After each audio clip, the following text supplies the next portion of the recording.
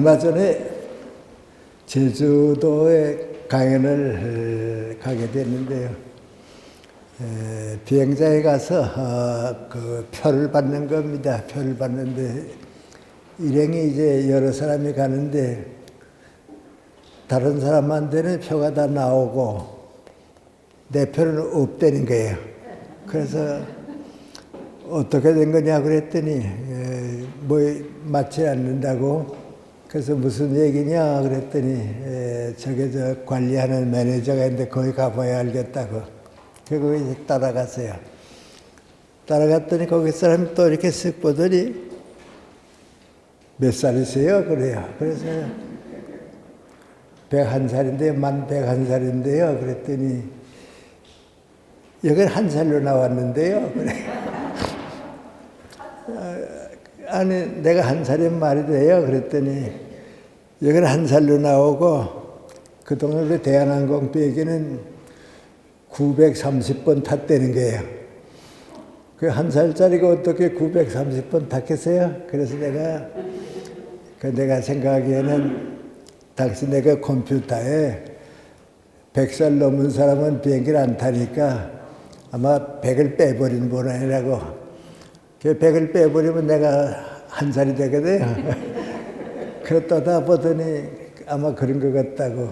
그래서 별 받아가지고 이제 겨우 타긴 탔는데 이제는 이제 우리 그 동면센터라 그러니까 거기도 가게 되면 내가 지금 2살로 나오고 대사고 왜냐면 100살 넘은 사람이 없으니까 저걸 빼버리니까 2살만 남고 있는데 어제까지 제가 한 살은 끝나고 오늘부터 이제 2살 시작이 됩니다. 그래서 꽃도 받고 또 여러분 축하해 주셔서 고맙습니다.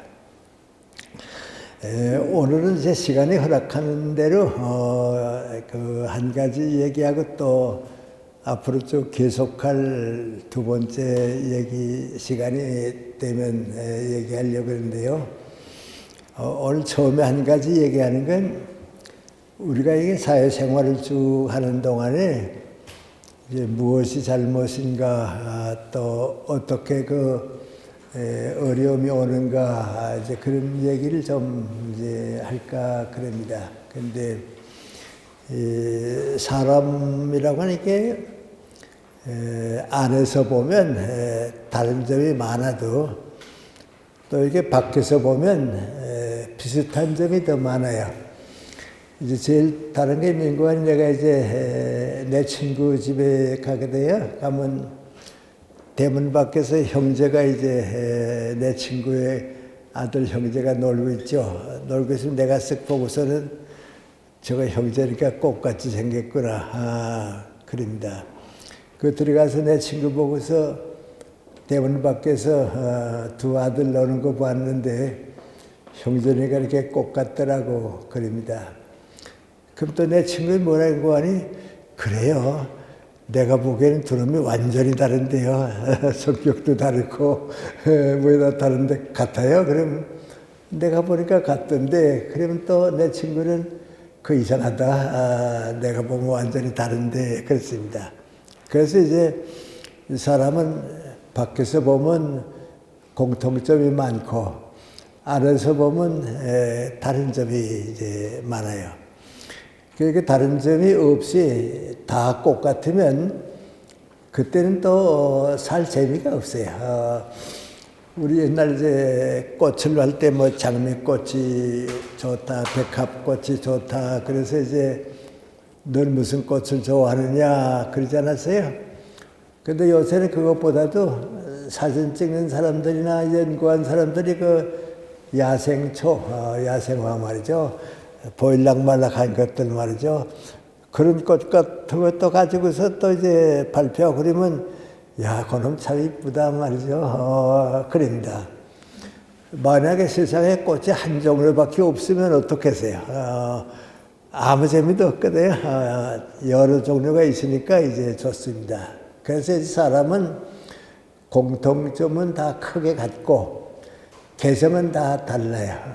근데 그 공통점 속에서 개성, 꽃 같은 그 꽃은 꽃이지만은 그 안에 이제 장미꽃도 있고 무슨 뭐 벚꽃도 있고 진달래꽃도 있고 여러 종류가 있어야 하거든요. 그것이 이제 잘 조화가 돼야 하는데 잘 조화가 되질 않습니다. 그 만약에 내가 누구 보고서 난 장미꽃을 좋아하는데 당신 왜 벚꽃 좋아하느냐 그러면 내가 좋아하니까 좋아하는 거지 그럽니다. 그건 내가 좋아하는 거지 다른 사람도 좋아하는 법은 없거든요. 이제 그런 아무것도 아닌 문제가 이제 자꾸 나타납니다. 근데 이제 그런 걸 이제 나도 이제 자라면서 자꾸 달라지는데요. 옛날 내가 이제 도산 안창호 선생님을 좋아했고 인천 김성수 선생님을 존경하고 그랬거든요. 난 그 어른들은 나하고 다 다른 사람인 줄 알았어요. 아주 훌륭하고 말이죠. 조건도 잘못이 없고 다 훌륭한 사람이고 나를 못하는 사람인 줄 알았거든요. 난 없는 줄 알았거든요. 근데 내가 쭉 커보니까 이제 내가 나이가 많이 들고 보니까 그 어른들도 다 나 비슷했구나. 다 같이 자랐구나. 그런 생각이 봅니다. 그래서 여러분은 이제 나와 같은 나이라든지 이런 사람들 보면 무슨 특별한 사람 같이 말이죠. 그렇게 보는데 그건 아니에요. 다 살아보면 다 똑같은 거예요. 그래서 우스운 얘기를 합니다만은 옛날 6.25 때 내가 부산 피라미가 있었거든요. 그때 내가 중앙고등학교 이제 교사로 있었어요. 내 은사 되시는 김성식 교수님이라고 계신데 그분은 이제 고려대학의 교수님이시고요. 조기준 교수라고 경제학 교수인데 그 내 선배되니까 또 이제 교수님이거든요.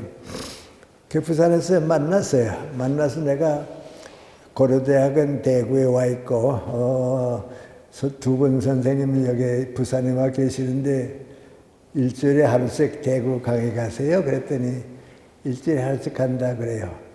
그 피곤하고 멀어서 어떻게 가세요? 그랬습니다. 그랬더니 내 은사 되시는 선생님이 나보고 뭐라 그런 거 아니 김생도 와봐 괜찮아 그래요. 기차도 어렵고 그랬을 텐데요. 그런데 교통도 불편하고 그래도 우리 대학 옆에 다방이 하나 있는데 그 다방 마담이 아주 미인이야 이뻐. 또 아주 커피 맛도 좋고 그래서 그 재미가 그래요. 그 내가 너무 웃었거든요. 저 나이 많은 대학 교수들이 강의하러 가지 뭐 마담 보러 가는 건 아니거든요. 근데 나보고 이제 커피 맛도 좋고 그 마담이 이뻐서 간다고 말이죠. 재미있다고 그래요. 그래 가만 생각해보면 이게 다 나이 많든지 적든지 공통점이 있어서 그래서 재미있다 말이죠. 그 어른들도 다 그 재미도 있어야지 없으면 무슨 재미에 살겠어요. 그러니까 그래서 간다 이제 그래요.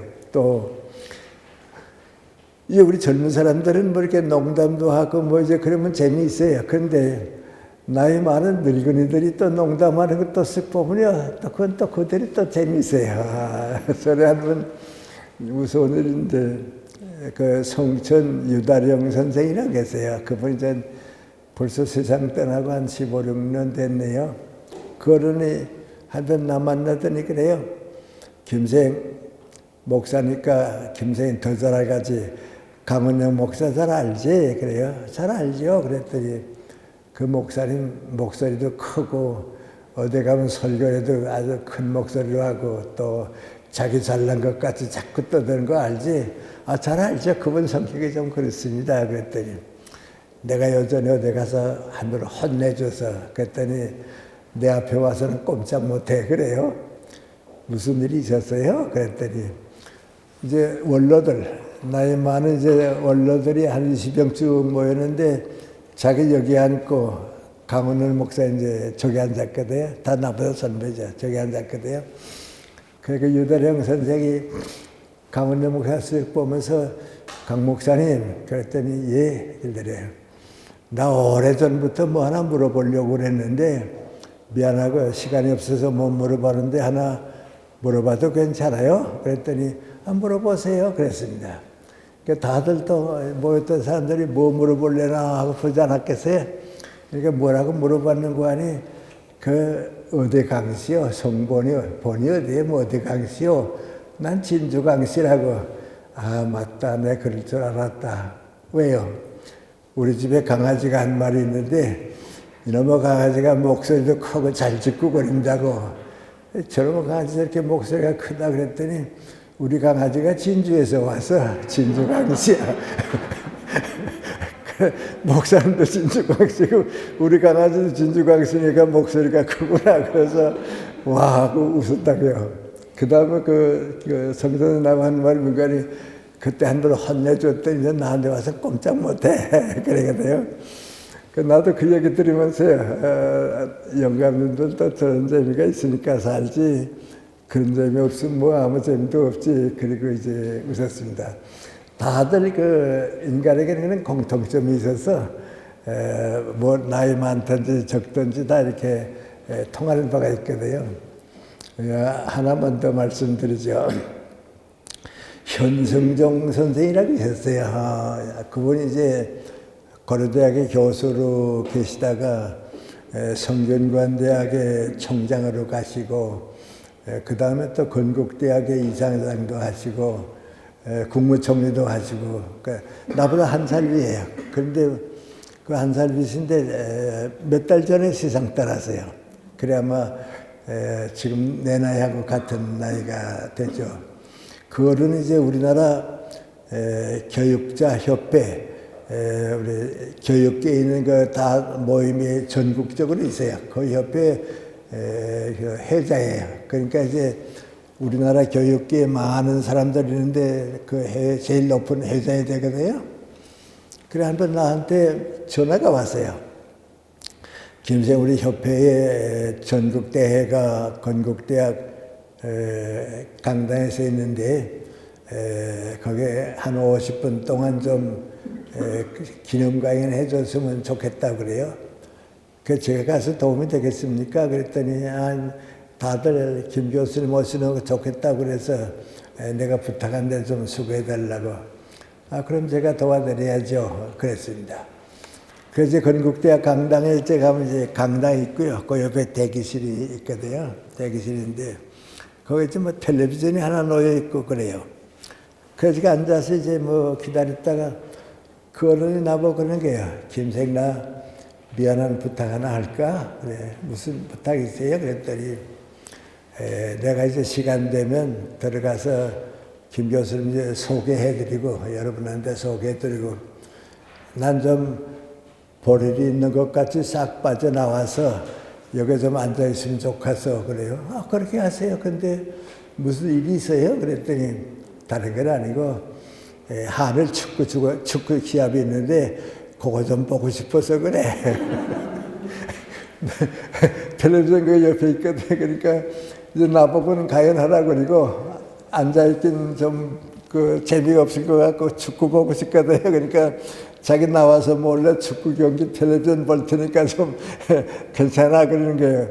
그렇게 하시라고 하죠. 그러더니 시간이 되니까 이제 나 데리고 나갔거든요. 나니까 이제 여기 앉는데 의자가 한 자리밖에 없어요. 그래서 내가 설까요? 그랬더니 괜찮아 나왔다 나오라 그래요. 그러더니 어른이 이제 날 소개합니다. 뭐 이제 연세대학교에 있었고 뭐 다 소개하고 오늘 좋은 말씀 해주실 거라고. 그리고 날 강당에 올라가는 거 보더니 쓱 빠져나가요. 그 나오다 속으로요. 점잖게 다 소개하고 그래도 내가 교육계 대표인데 축구 시합하는 게 제일 좋은가 보다. 그 지금도 그거는 세상 떠났다 하면 남들이 보면 저거 뭐라 그러니까 자기는 텔레비전 보고 나보고는 가열하라 그러고 말이죠. 근데 지금 가만 생각해보면 참 그러는 게 그게 아쉬워요. 그래도 그런 맛이 있어야 살지 그런 맛도 없으면 무슨 재미에 살겠어요. 그래서 인간은 다 이렇게 여러 가지 있지만 공통된 점이 이제 더 많다 그런 생각을 이제 해보는 겁니다. 그런데 제가 이제 여러분한테 얘기하는 건 내가 이 얘기하면 여러분은 그 참 옛날이니까 그랬구나 그럴 거예요. 오래전에 내 제자가 한 사람 있는데 연세대학교 신과대학에 다니고 있었어요. 이군이라고 하는데 그 이전 후에 이제 또 조언을 많이 하고 그런 분이에요. 내가 이군이라고 그래.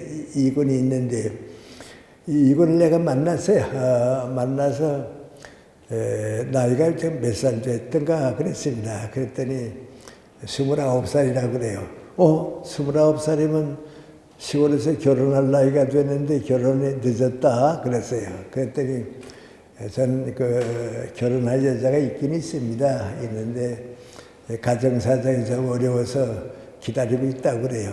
그게 무슨 어려운 점이 있어? 그랬더니 그 이군이지 하는 얘기입니다. 연세대학교 학생으로 있을 때에 숙명 여자대학 다니는 여학생이 하나 친구가 됐어요. 근데 고향이 비슷해요. 그러니까 이제 같은 고향이고 비슷하니까 서로 이제 가까이 지나고 그러다가 서로 사랑하는 사이가 됐어요. 그래서 이군이 나 이제 군에 대학 졸업하고 군에 갔다 와서 제대하게 되면 당신도 이제 숙대 졸업하게 되니까 부모님한테 허락받고서 우리 결혼하자고. 그래서 그러자고 이제 둘이 약속을 한 겁니다. 그리고 이제 이군이 군대 가서 제대하고 이제 돌아오고 이 아가씨는 이제 대학을 이제 졸업하고 그래서 이군이 이제 고향 집에 가서 아버지 보고서 그 얘기를 했습니다. 내가 대학에 있을 때 약속한 여자가 있는데 좀 결혼을 허락해 주시면 좋겠다고. 그러니까 그 아버지가 반가워서 잘 됐다. 할아버지한테 가서 말씀드리고 허락받도록 하자. 그래서 그러자고.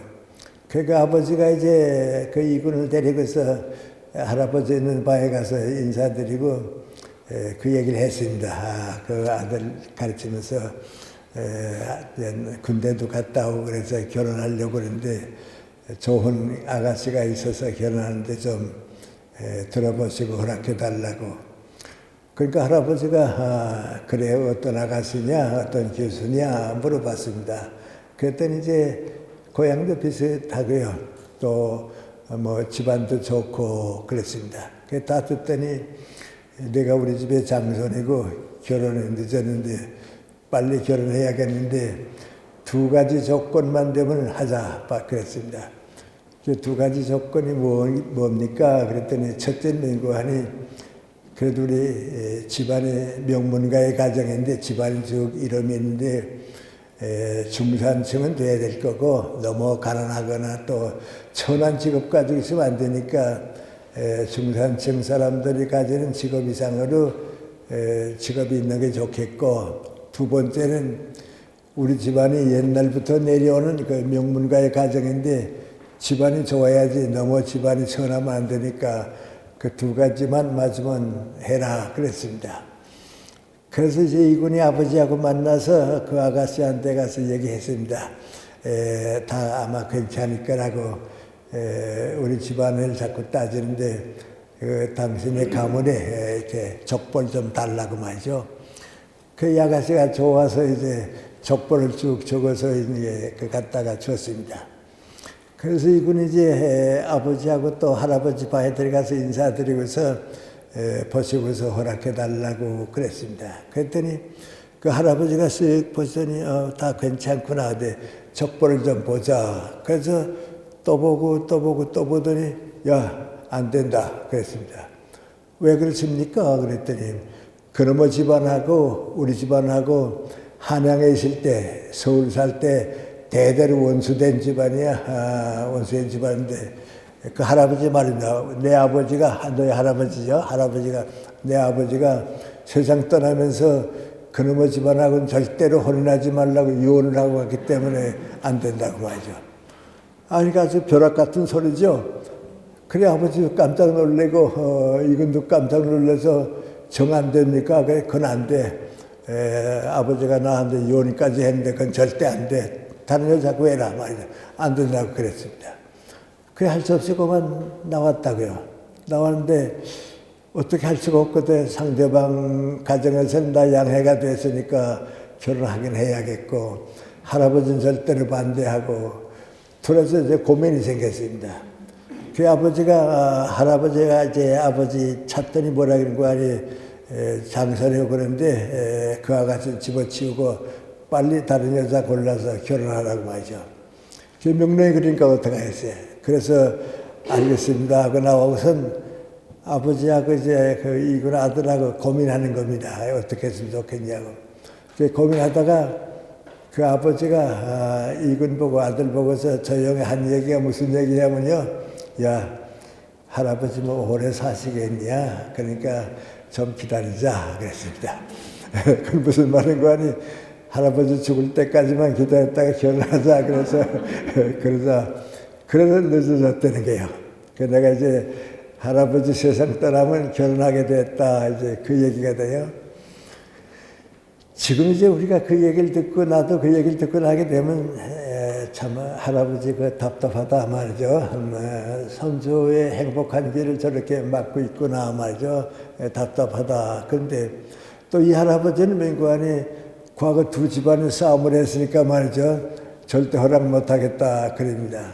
그 이제 여러분이 생각하게 되면 참 답답하게 됐단 말이죠. 그러니까 이제 좀 나쁘게 말하면 늙은이들을 빨리 죽어야겠다. 그러잖아요. 그 무슨 말입니까? 할아버지 세상 떠나게 기다리는 거 아니에요? 그런데 요새 우리 정치하는 사회나 사회 쭉 보게 되면 나같이 늙은 사람들이 자꾸 젊은 사람들한테 부담이 돼요. 저 나이 많은 사람 좀 빨리 떠나야지 우리도 마음 놓고 살겠는데 말이죠. 기성세대에 대한 불만이 이제 많고 이제 그래요. 그러니까 이제 나 같은 사람은 이제 말은 안 하죠. 말은 안 하지만 속으로 어떻게 생각하는 거 아니? 100세가 넘긴 넘어서도 그래도 젊은 사람들이 나 보고서 좀 더 오래 살아 계셨으면 좋겠다. 좀 저런 나이 많은 분을 모시고서 좀 우리가 더 좋은 교훈을 받았으면 좋겠다. 그런 생각을 하게 되면 내가 100세 넘어서도 부끄럽지 않거든요. 근데 아이고 저 100세까지 넘도록 살았으면 저거 어떡하나. 우리가 걱정 이러고만 하게 되면 그건 부담되니까 안 되죠. 그런데 이렇게 사회생활을 쭉 하다 보게 되면 요새 우리 정치하는 사회를 가만 보면요. 요새 우리 뭐 투표도 하고 뭐 그랬는데 다들 뭐라 그러는 거 아니? 여야 가릴 거 없이 자꾸 젊은 세대들이 늙은이들 좀 떠나라 그럽니다. 왜 안 되겠다고 말이죠. 여당도 그리고 야당도 그래요. 그런데 그게 왜 그런가 하고 생각해 보면 세대 차이를 생각합니다. 나이 많은 사람 또 한참 일하는 사람 젊은 세대, 그 나이 많은 사람 또 일 많이 하는 사람 젊은 세대 이렇게 차이를 보는데 다른 나라는 사실 보면 좀 안 그래요. 우리하고 달라요. 미국 같은 데 우리가 가보거든요. 미국 같은 데 가보게 되면 국회를 쭉 보게 되면 70대도 있고 50대도 있고 40대도 있고 30대도 있어요. 그런데 다 함께 일해요. 다 함께 일해요. 뭐 늙었으니까 떠나라 하는 말도 안 하고요. 젊은이들이 왜 말이 많아고 누르지도 않고요. 다 서로 존경하고 서로 일해요. 그러면 그러냐면 나이 많은 사람은 경륜과 지혜를 주니까요. 그걸 배우는 거예요. 젊은 사람들은 용기가 있고 신념이 있으니까요. 일은 당신네들 해라 말이죠. 그러니까 나이 많은 사람들은 우리 이제 일할 세대가 아니니까 뒤로 물러서고 일을 할 수 있도록 도와주고 또 이끌어주고 하니까 오히려 세대가 많듯이 좋거든요. 그러니까 그 사람들은 맹구하니 젊은 사람, 늙은 사람, 한참 일할 나이 사람 다 함께 일해서 사회가 좋지. 꽃같은 늙은이들만 있으면 그거 무슨 일이 되겠어요. 또 젊은이들만 있으면 또 세상이 어떻게 되겠어요. 그러니까 저 사람들은 다 이렇게 화합해서 사는데 우리는 한쪽이 없어져야 사는 것 같이 알거든요. 그게 병입니다.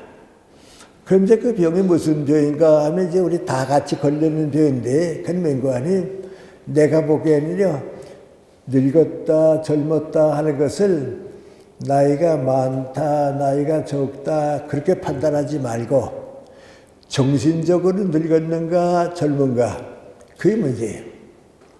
미안하지만 이제 내가 가만 날 생각해 본 말이죠.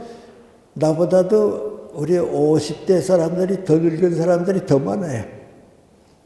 내가 봐도 저 친구 저렇게 늙었나? 저거 큰일 났구만 말이죠. 근데 왜냐하면 정신적으로 내가 젊거든요. 근데 그 사람들은 이제 정신적으로는 성장하지 못했으니까 늙어버렸거든요. 그래서 그럼 한 나라가 제일 불행한 건 무엇이 제일 불행한가 하고 물어보기만 많은 거 아니 젊은 세대가 정신적으로 늙어버리고 마는 거, 그게 제일 큰 걱정입니다.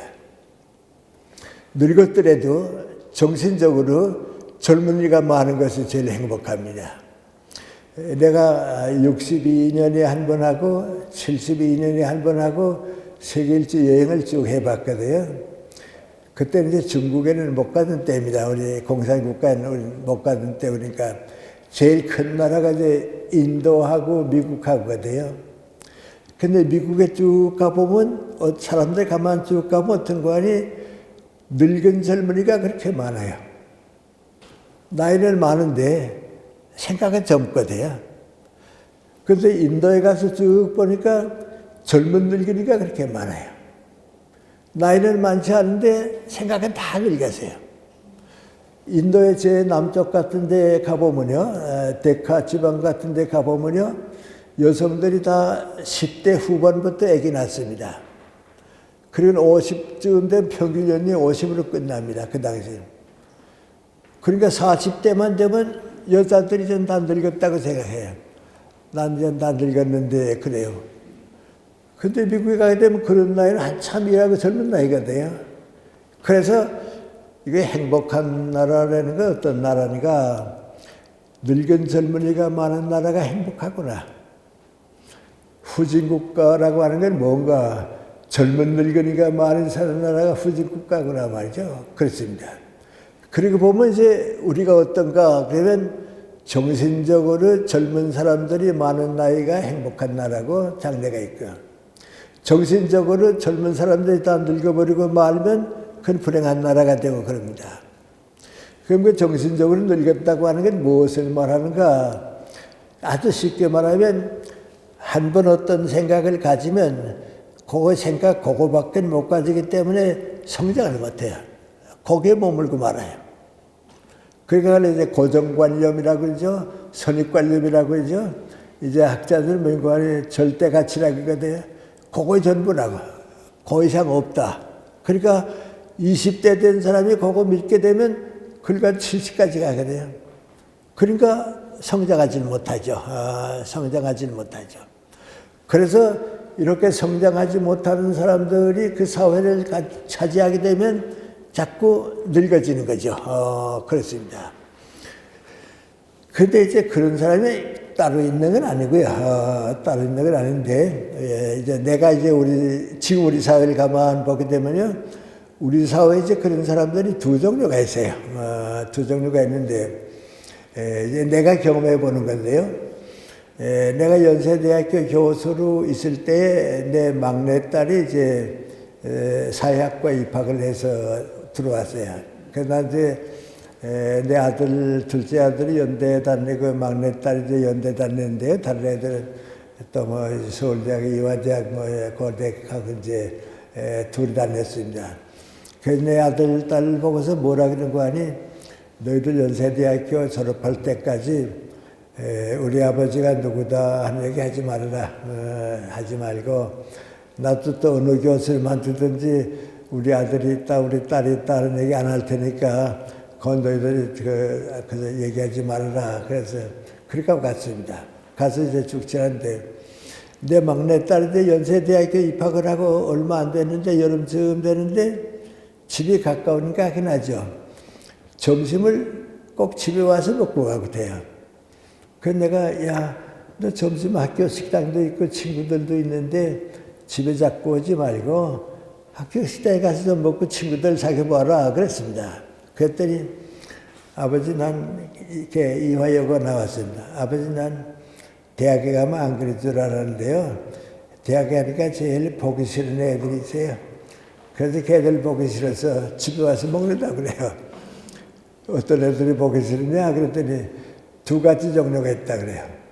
그 어떤 동료 학생이냐 그랬더니 첫째 민관이 연세대학교는 기독교 대학이 돼요. 기독교 대학이니까 이제 기독학생회가 있거든요. 그 연세대학교는 기독학생회가 있어서 잘 이끌어가고 있는데 연세대학교의 기독학생회는 거의 올바른 크리스찬이 아니고 올바른 신앙을 가지고 있는 게 아니고 우리식으로 믿어야 한다고. 이렇게 믿어야 올바른 기독교인 된다고 하는 그 보수적인 신앙 가진 학생. 얘들이 자꾸 찾아와서 뭐라는 거 아니 연세대학교에 그 기독학생이 가지 말고 우리 보수적으로 오라고 말이죠. 예를 들어 말하면 이제 고려신학 같은 데서 우리끼리 오라고. 근데 내 딸도 교회 다니니까 잘 알고 있거든요. 내가 가고 싶은데 가면 될 텐데 왜 자꾸 그러냐고. 또 걔들 한 번 붙들게 되면 또 얘기가 많이 있거든요. 그러니까 걔들 보기 싫다는 거예요. 그 다음 또 누가 보기 싫은 거 아니에요? 운동권 학생들이 또 보기 싫다고 말이죠. 얘들은 저희만 잘난 것 같은 생각은 자꾸 와서 우리 뭐 이제 모임에 오라 말이죠. 이제 동아리 오라 뭐 그래서 그 걔들 만나기 싫어서 자꾸 와서 끌고 가니까 집에 와서 점심 먹는다 그래요. 그렇게 이제 한 2년 동안 연세대학교 다니다가 미국 유학 가고 말았어요. 그 미국 가니까 그런 애들이었거든요. 근데 이제 그 애들이 이제 커서요. 그래서 지금 이제 기독교계도 움직이고 말이죠. 정치도 하고 그러는데 얘들이 이제 뭐인가 아닌 고정관념가 됐어요. 그거 꼭 가지고서는 그걸 벗어나질 못해요. 그걸 벗어나면 되는데 벗어나지 못하니까 이제 정치도 걔들이 맡아하게 되고 정당에도 걔들이 들어가게 되니까 교회도 가게 되면 자꾸 분열이 되고 교단이 생기고 그래서 문제 생기게 돼요. 근데 그건 괜찮아요. 그건 괜찮지만은 제일 걱정거리가 뭐냐면 그 교회를 그렇게 받아들이게 되면 성장을 못해요. 성장을 못하니까 교회가 있어서 사회를 도와주는 게 아니고 사회가 보면 교회 때문에 성장을 못해요. 이건 좀 내가 여러분한테 얘기하기는 좀 여러 사람한테 다 통하는 건 아닌데 우리나라가 아직 종교국가대. 종교국가이기 때문에 여러분은 한 번은 알아야 돼요. 그래서 내가 이제 하는 얘기인데요. 그건 어느 종교나 마찬가지예요. 불교도 마찬가지예요. 예를 들어 말하면 이제 이런 생각해 보세요. 석가님이 만약에 오늘 우리 한국에 오셨다 생각해 봅시다. 오셔서 아주 뭐 조계종에 좋은 그 스님이 우리 석가님 모시고서 우리 한국이 이만큼 불교 국가가 되고 석가님의 뜻에 의해서 우리가 정신적으로 나라를 이끌어가고 있습니다 하고 이제 절도 다 보여주고 말이죠. 또 이제 뭐 행사하는 것도 다 보여주고 석가님 보고서 와보시니까 어떻습니까 하고 물어봤다고 합시다. 그랬더니 석가님이 뭐라 그러십니까? 내가 언제 너희들한테 저렇게 돈 많이 들여가지고 절까지 일하고 그랬냐고. 또 언제 이렇게 내가 가난하고 버림받은 사람 많이 있는데 우리끼리 모여서 잘 살면 된다고 그런 일 있냐고. 또 정 잘못된 건 죽어서 극락세계에 가면 된다고 현실 책임을 다 감당하지 못하는데 그러면 나하고는 완전히 딴 생각인데 나하고는 완전히 다른 생각하고 있는데 왜 그렇게 됐냐 말이죠. 다른 건 또 다 참을만 한데 내가 암만 해도 참을 수 없는 건데 어디 가든지 내 뭐 불상을 만들었다고. 내 모습을 저거 요게 이슬까지 가지고 요게도 있고 요게도 있고 그놈이 만들었냐고 내가 창피해서 어디 가겠냐고 말이죠. 갈 데가 없다고 말이죠. 그렇을 거예요. 그리고 우리 불교가 얼마나 잘못된 겁니까? 석가님의 정신하고 완전히 달라진 게 아니에요. 그래서 이제 원불교에 다니는 사람이 대신 나타나서 석가님 옳습니다. 그래서 우리가 이런 불교 가지고는 안 되겠다 싶어서 원불교를 바꿨습니다. 그리고 원불교에 한번 와보세요. 그래도 원불교는 어떻게 됐냐고 가보니까요. 강당에 가보니까 석가님 모습도 하나도 없습니다. 그림도 아무것도 없습니다. 뭐 들고 다니는 것도 아무것도 없습니다. 그래서 물어봅니다, 석가님. 그 너희는 조계조에 가면 많이 있는데 아무것도 다 치웠는데 너희 가지고 있는 게 뭐냐? 저 원 하나밖에 없는데 저건 뭐냐 말이죠. 저 원을 생각하면서 석가님이 무슨 생각을 하셨을까 하는 거 찾아보는 거, 법과 진리를 찾아보기 위해서 그거 하나밖에 우리는 가지는 게 없습니다. 그 대신 우리가 하는 건 명고하는 세 가지입니다. 한국 민족이 교육을 많이 받아서 깨우쳐야겠다, 깨달아야겠다. 그러니까 교육이 첫째고요. 둘째는 명고하니 게으른 민족은 못 살 테니까, 복 받을 수 없으니까 세상 누구보다도 열심히 일하자, 일을 사랑하자. 그 둘째고, 셋째는 명고하니 애가 아프다든지 환자가 생겼다고 해서 절에 가서 기도드리지 말고 의사가 생기고 병원이 생겨서 치료받게 해주고, 그래서 우리는 석가님의 정신을 교육과 열심히 일하는 경제와 또 그 다음 명고하니 의료 혜택을 주는 거, 그걸 생각하고 있습니다. 그럽니다. 그럼 석가님 뭐라 그러시겠습니까? 잘했다. 너희 생각이 오히려 나하고 가깝다. 그런데 세상 사람들은 벌써 100년 전에 그거 했단다. 너희 원불교에서는 지금 그거 하는데 세상 사람들은 100년 전에 벌써 그거 했다고. 그 석가님이 뭐라 그럽니까? 너희 나라가 생기는데 국가가 국민들에게 해줘야 할 일이 세 가지인데, 첫째가 뭐냐? 문맹자가 없이 교육시키는 겁니다. 모든 국가는 세 가지를 해줘야 합니다. 문맹자가 없이 교육시키는데 선지 국가는 고등학교 교육까지는 다 졸업하게 만들어줘야 합니다. 우리도 이제 그렇게 되고 있습니다. 무상교육까지 이제 갈 겁니다. 그걸 왜 그러냐면 고등학교 졸업할 정도까지의 교육은 그 나라가 시켜야 합니다. 우리 국민이니까 말이죠. 미국 같은 데 가게 되면요, 그 흑인 애들이 학교 가기 싫어서 그렇게 헷갈려 걸립니다. 그래서 그 애들이 졸업을 못하게 되면 부모가 감옥에 갑니다. 나라가 교육시키는데 너희 아들, 딸들이 고등학교 교육 못 받으면 나라가 어떻게 되냐고 말. 그러니까 첫째가 민고안이 교육시키는 겁니다. 두 번째가 뭡니까? 절대 빈곤에서 벗어나는 겁니다. 사람들이 먹을 거 없고 영양 부족이 되면 어떻게 됩니까? 그러니까 절대 빈곤에서 벗어나 경제 활동해야 합니다. 우리 황장엽씨라고 있었죠. 그분이 이제 김일성 때부터 김정일 그때까지 정신적으로 이제 북한에서 지도자를 쭉 있다가 대한민국으로 망명해 왔죠. 그 망명에서 와서 이제 세상 떠났습니다. 근데 그분이 이제 나이가 나하고 비슷합니다. 몇 번 왔을 때 만났습니다. 한 번 날 만나더니 그래요. 선생님, 제가 이제 무슨 얘기하다 나보고 그래요. 김 선생님은 언제 월남하셨습니까? 그래요. 1947년에 월남했다고. 그랬더니 뭐라 했는지 아세요? 선생님, 나보다 선견지명이 있어서 일찍 오시길 참 잘했습니다. 선거를 못했습니다. 그거 남았습니다. 남아서 오늘까지 쭉 살다가 왔는데 내가 내 인생을 살아보지는 못했습니다. 그 공산치하에서 내 인생을 내가 살지 못하고 거기서 살아남고 지도자가 되기 위해서 그저 그거 심부름하느라고 내 인생이 없습니다. 제 인생이 다 잃어버렸습니다. 그러면서 하는 말이 뭔가 하니, 제가 제일 원하는 건 뭔가 하니, 북한의 어린애들이 다 영양 부족이 됐는데, 저렇게 먹을 걸 못 먹고 30대, 40대가 되게 되면 어떻게 되는가? 영양 부족이 되면 정신적으로 성장을 못 합니다. 민족이 망할 것 같아서 어떻게 좀 그 민족을 살려야겠다고, 그걸 잊을 수가 없습니다. 그래요. 그러니까 그분도 북한에 있을 때 뭐 느꼈는고 하니 교육이 절대고요. 그 다음 절대 빈곤에서 벗어나는 거예요. 그 다음에 세 번째 이제 국가가 해주는 게 있어요. 그건 민고 하니 병든 환자를 돌보아줄 수 있는 준비가 돼야 돼요.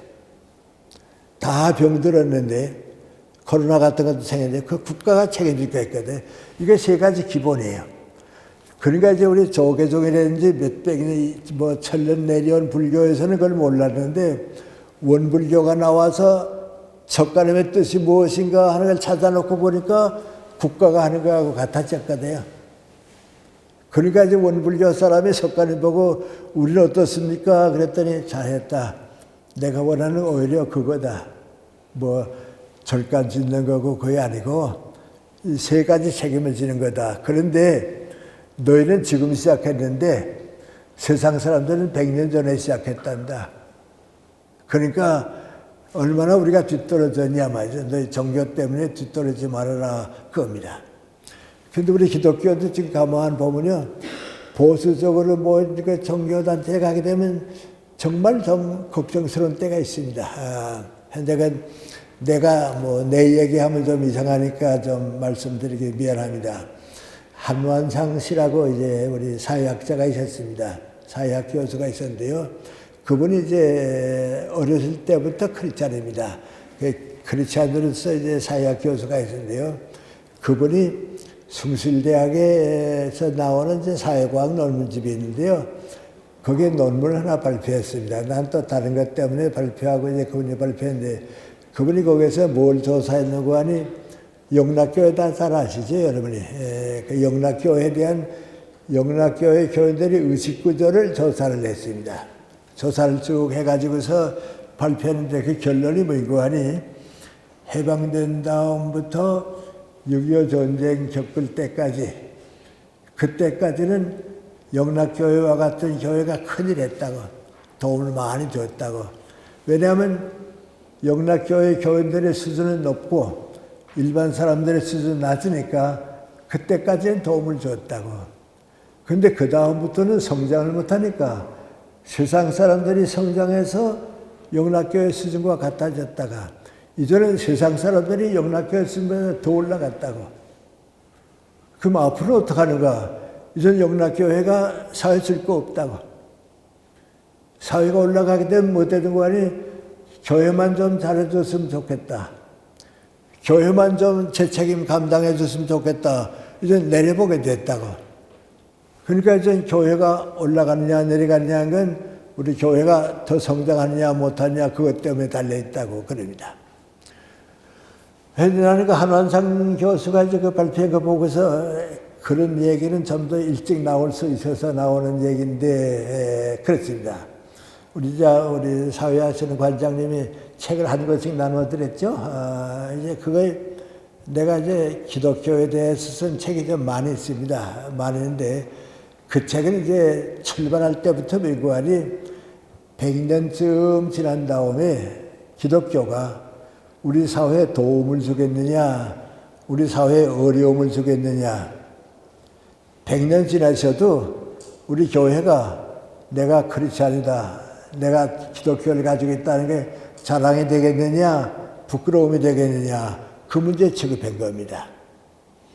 근데 이제 그 책이 좀 내용이 크거든요. 그래서 이번에 두란노 서원에서 거기에서 몇 점 빼가지고서 좀 간단하게 냈어요.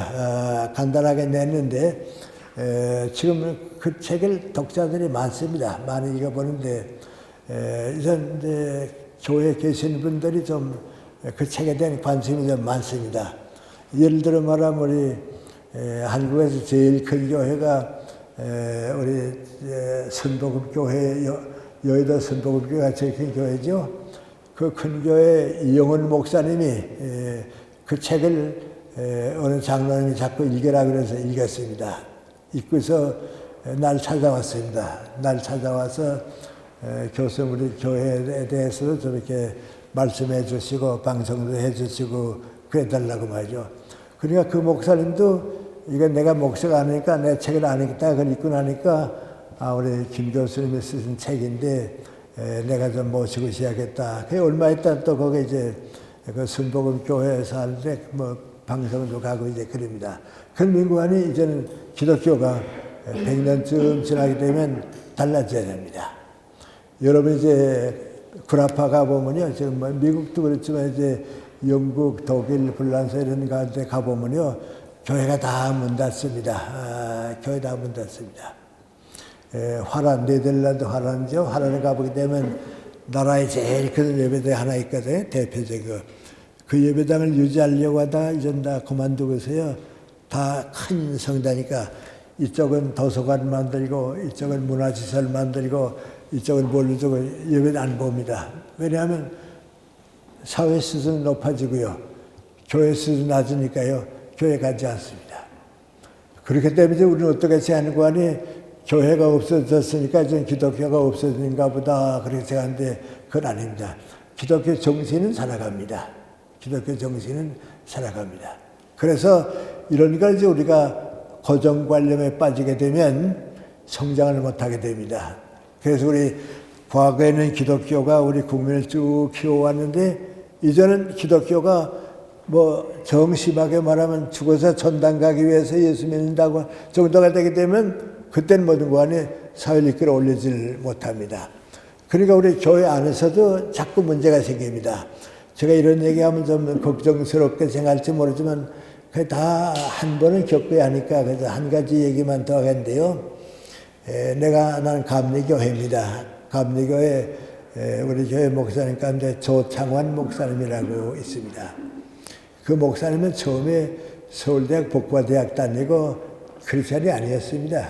크리스찬이 아니었는데 미국 그 부인이 이제 이화여고 나온 분인데 그 부인이 아주 좋은 신앙을 가졌습니다. 그 부인 때문에 인도를 받아가지고 이제 신앙을 가지게 되고요. 미국에서 이제 신학을 해가지고 목사가 됐습니다. 미국에서 감리교 목사가 되니까 이제 여기 와서 목사가 되고 할 게 아니에요. 그러니까 이제 목사 시험이 있습니다. 교리 시험이 있거든요. 근데 이제 나보고 이제 하는 얘기죠. 나보고 그래요. 선생님, 저 한국 와서 목사 자격을 얻으려고 교리 시험을 봤는데요. 낙방해서 목사면 어떨 뻔 했습니다. 그런데 다시 빠져서 이제 목사 자격 얻었습니다. 그래요. 그 무슨 얘기십니까? 그랬더니 여기 와서 이제 교리 시험을 보는데 교리 시험 본 사람이 뭔가하니 천당과 지옥을 믿습니까? 하고 물어봤습니다.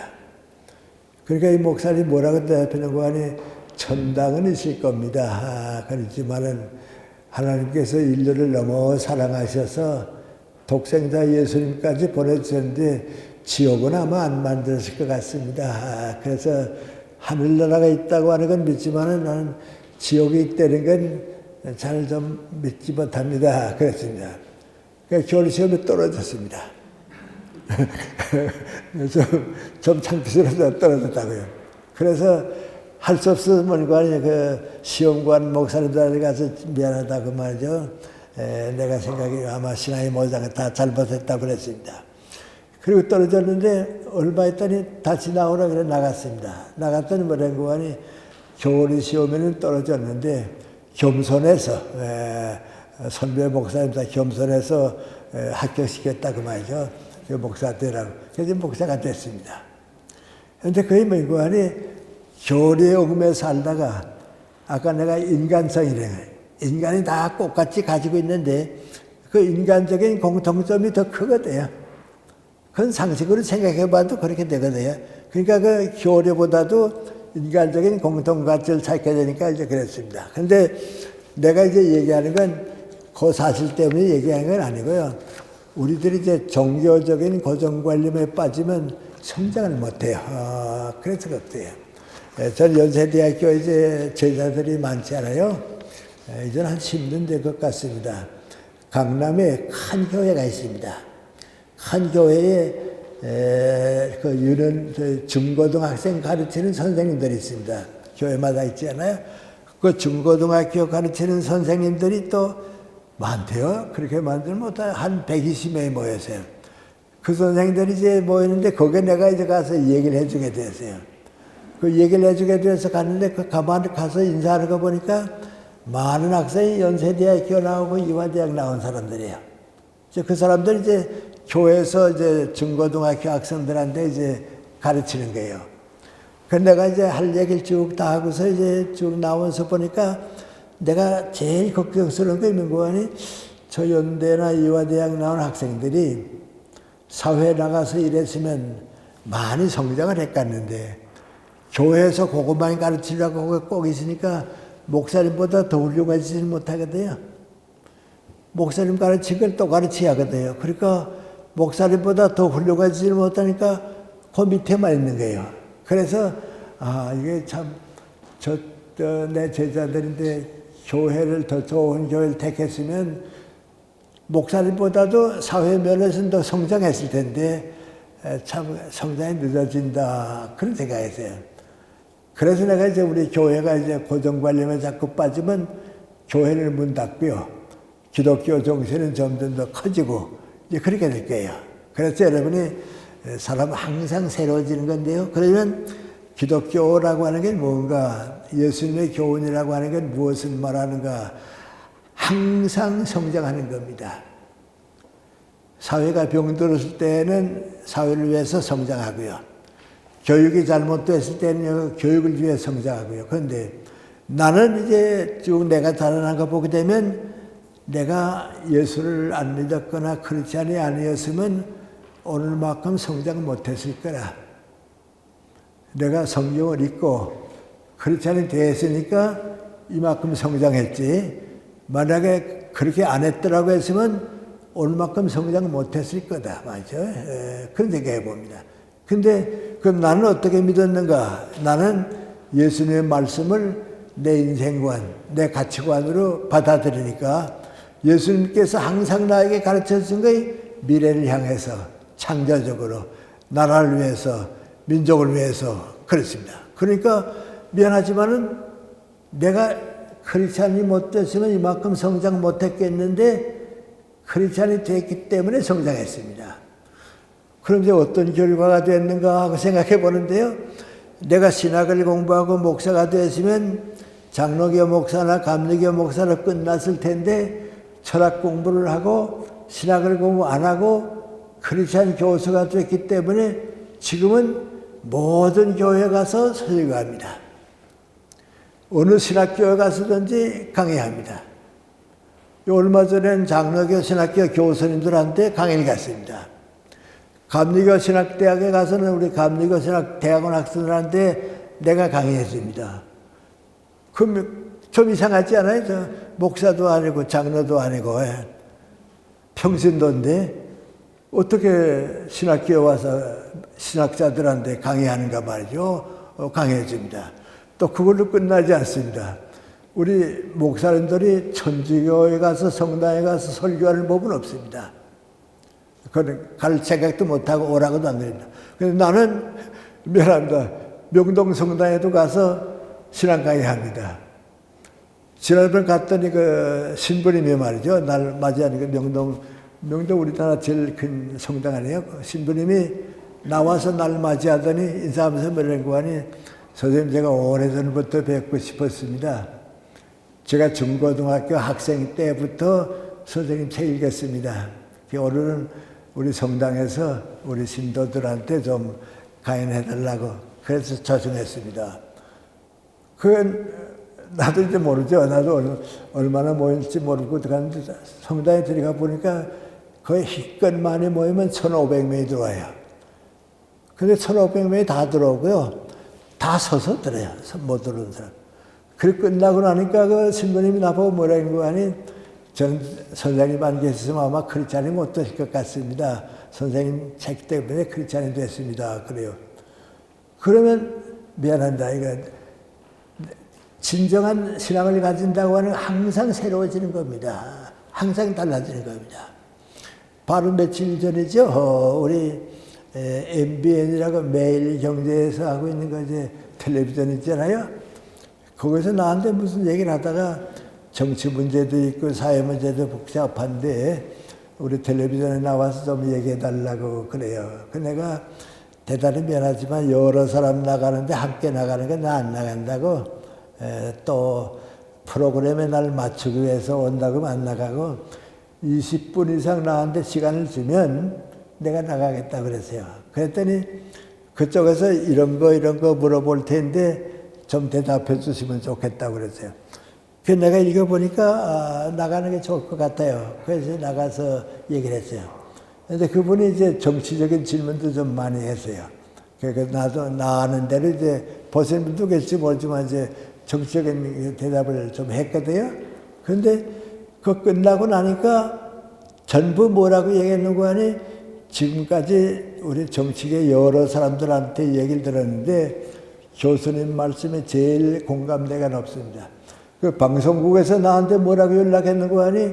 우리가 지금 프로그램 많이 했는데 직접 나하고 방송한 사람이 뭐라고 했는 거 아니? 그 글을 보내서 뭐라고 했는 거 아니? 제가 지금까지 많은 정치인들하고 얘기를 했는데 이번에 선생님하고 한 20분 동안 말씀드렸는데 그 이상 좋은 말씀도 없었고 그걸 정말 감사했다고 봐요. 그래서 난 잘 모르죠. 그런데 다들 얘기하면 그 지금 또 나오고 아마 그런 것 같아요. 나는 신앙이라고 하는 그런 걸 줄 알아요. 그래. 그래서 여러분이 이제 기독교 생활을 가진 분도 있고 안 가진 분도 있고 그건 뭐 선택이니까 좋아요. 좋은데 내가 생각하면 민관이 예수 그리스도의 가르침이 내 인생관이 되고 가치관이 되면 그 이상은 내게는 없어요. 그런데 그렇게 살고 보니까 교육계에 가든지 종교계에 가든지 정치계에 가든지 내가 가장 그 좋은 뜻을 준 데가 내 뜻은 아니에요. 내가 기독교에서 받은 뜻이거든요. 그런데 시간이 이제 한 10분 시작했는데 한 가지만 말씀드리고 시겠는데요. 내 친구들 가만 보게 되면요. 인생을 진실하게 산 사람들은 마지막엔 다 신앙으로 돌아와요. 그거예요. 우리 김태길 선생이 뭐 다 아시는데 나 그렇죠. 그분이 몇십 년 동안 고민하더니 세상 떠나기 전엔 다 크리스찬이 돼요. 내가 그 세상 떠난 다음에 문상을 갔거든요. 갔더니 전혀 생각 못 했는데 십자가를 그리고요. 성도 김태길이라고 썼어요. 우리나라에 뭐 나보다 더 훌륭한 철학 교수입니다. 그런데 그 사람이 크리스찬 될 줄은 몰랐거든요. 근데 마지막에 교회에 안수받고 내가 교회 다 신도가 되겠다고 그 십자가 밑에 김태길 성도라고 썼거든요. 그래서 내가 몇십 년 고민하더니 결국은 신앙인이 됐구나 말이죠. 그런데 한번 자기가 글을 썼어요. 나도 기도를 드려야겠다 해서 기도를 드렸는데 기도를 드리고 보니까 전부 이기적인 나 복받기 위한 기도가 돼서 이런 기도를 드려도 괜찮나 하는 생각이 나더라고. 그런데 그 사람은 모든 사람을 두 가지를 보는데요. 기도 드릴 수 있는 사람과 기도 드릴 수 없는 사람. 기도 드릴 수 있는 사람은 크리스찬이고 기도 드릴 수 없는 사람은 교회 안만 다녀도 그건 크리스찬이 아니에요. 그러니까 몇십 년 동안 기도를 못 드리고 있다가 기도를 드리고 나니까 크리스찬이 됐거든요. 그런데 그 김태길 선생의 또 스승이 있습니다. 박종홍 선생님, 우리 철학계에서는 정말 존경받는 분입니다. 그분은 대학에 교수를 있을 때 학생들이 선생님을 종교 문제를 어떻게 생각하십니까? 하고 물어보면 철학자는 종교를 가지면 안 된다고. 철학자가 뭐 믿게 되면 철학이 안 된다고. 그러니까 나는 진리를 찾아서 살긴 하지만은 종교는 안 가진다고 그러던 분이에요. 근데 이분이 이제 암으로 세상 떠나게 됐어요. 가족들도 다 세상 떠나게 되는데요.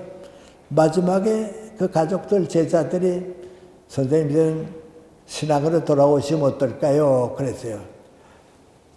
과거에는 학생을 보고 아니라고 그러던 분이에요. 아니라고 그러던 분인데 아무 말도 안 하고 가만히 있더니 너무 늦지 않았을까? 그랬어요. 오늘까지 내가 신앙을 못 받아도 너무 늦지 않았을까? 신앙은 늦을 거의 없습니다. 신앙으로 돌아오시죠. 그랬더니 그렇게 하겠다고. 그래 병중에 계시니까 나오질 못하거든요. 그 가족들이 이제 세문안교회 다녔어요. 그 세문안교회 강세명 목사님이 찾아가서 세례주고 신앙 가지고 그리고 이제 세상 떠났어요. 그 세상 떠나니까 그분이 이제 세문안교회에서 연결 예배를 보게 됐거든요.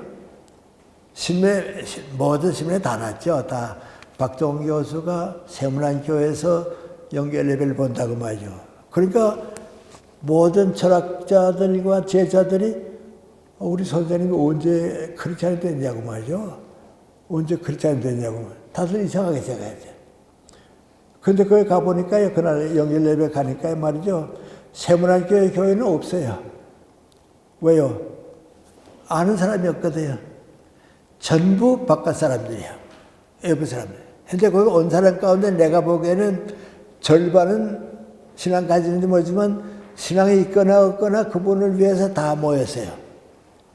근데 그날 예배 보기 아침이에요. 아침에 내가 연세대학교 내 그 연구실에 있는데요.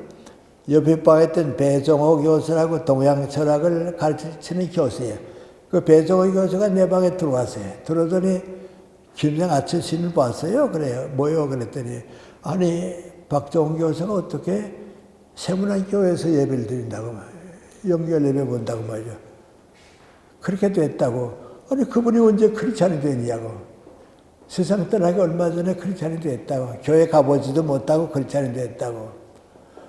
그렇게 됐구나. 나는 그걸 몰라서 신을 보고서 이상하다 그랬더니 그렇게 됐구나. 그래서 나가면서 하는 말이 뭔지 아십니까? 죽음을 앞에 놓고 나니까 갈 데가 없었구나. 암만 철학 교수라고 뭐라 그러죠. 이제 죽음이 앞에 왔는데 갈 곳이 없었구나. 그러나 그 인간이에요. 그래서 이제 제가 여러분에게 생각하는 건 신앙을 고정관념으로 받아들이면 여러분의 성장이 늦어집니다. 사회에 대해서 도움을 주지 못합니다.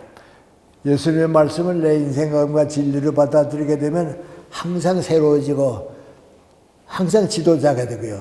어디 가든지 누구한테든지 참 스승다운 스승이 되고요. 그래서 고정관념의 노예가 되면 안 됩니다. 그 다음에 두 번째 지금 우리 정치 문제 때문에 고정관념의 노예가 된 사람들이 있고요. 그 사람들이 정치를 하게 되면 사회가 성장을 못하는 때가 있습니다. 그건 이제 우리 사회 문제이기 때문에요. 한 10분 쉬겠습니다. 한 10분 쉬고서 두 번째 문제로 가도록 그렇게 하겠습니다. 좀 쉬시죠.